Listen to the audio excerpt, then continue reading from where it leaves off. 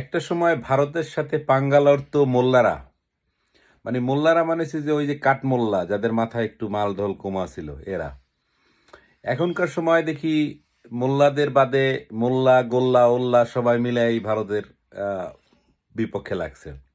আর ভারত সেই সময় এই মোল্লাদের নিয়ে খুব একটা চিন্তা না করে ভারত সম্পর্ক করছে আমেরিকার সাথে।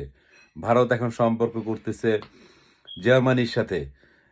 ভারত সম্পর্ক করে রাশিয়ার সাথে। তারা কিভাবে আগামী দিনগুলোতে বৈষয়িক প্ল্যান করবে সেটা নিয়ে চিন্তা করে।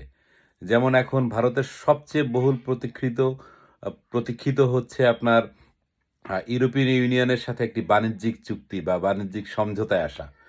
সেটা নিয়ে আলোচনা হচ্ছে যে Bharat one of the biggest বাজার হচ্ছে ইউরোপিয়ান ইউনিয়নের জন্য, আবার ইউরোপিয়ান ইউনিয়নের জন্য বিশাল একটি জায়গা হচ্ছে ভারতের বাজার দখল করতে পারে, এমন একটা ব্যাপার রয়েছে।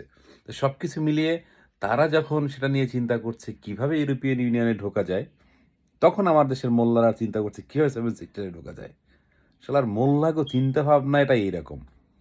ভারত যেখানে আমেরিকার সাথে 10 বছরের প্রতিরক্ষা চুক্তি করে, তখন আমরা বলি আমরা তো পাকিস্তান জিন্দাবাদ বলি আমরা। আমাদের চিন্তা চেতনা মনে নেই কত পার্থক্য, কত অদূরদর্শিতা। শালার আসিফ নজরুল থেকে শুরু করে এক্সকিউজ মি যতগুলো অযোগ্য রাজনীতিবিদরা আছেন, উপদেষ্টারা আছেন, তারা চিন্তা করছে শালা ঘরের পাশে বাইরে যুদ্ধ করার জন্য। আরে ভাই, যুদ্ধটা এখন সারা পৃথিবীব্যাপী।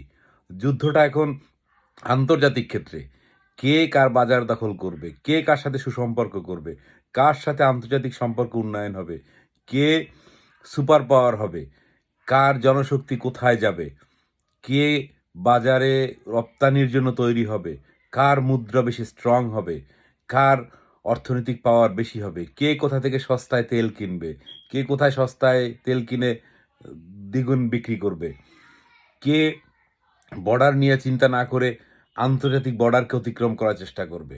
আর সেখানে আমার এই কাঠমোল্লা মৌলবীর দলদের মতো বর্তমান সময়ের যত অযোগ্য মানুষগুলো বাংলাদেশ আছে, তারা চিন্তা করে বাংলাদেশের রাজনীতি, বাংলাদেশে কিভাবে দখল করবে, বাংলাদেশে এই বাস স্ট্যান্ড কেমন দখল করবে, টেম্পু স্ট্যান্ড কেমন দখল করবে, ওই সচিবালয় কেমন দখল করবে, ওই বিশ্ববিদ্যালয় কেমন দখল করবে, সেটা নিয়ে চিন্তা করে।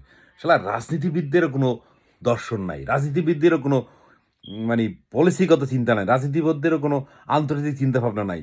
তারা চিন্তা করে কিভাবে তালেবানি সরকার প্রতিষ্ঠা করবে, তারা চিন্তা করে কিভাবে বাংলাদেশটাকে 12টা বাজাবে। আরে শালার বেটারা খা, দুধ খা, মাথা ব্রেন বাড়া। দুধ তো খাইস, কি খাইস না খাইস আল্লাহ জানে, মুদ খাইস। শালারা মুদ না খাইয়ে দুধ খা।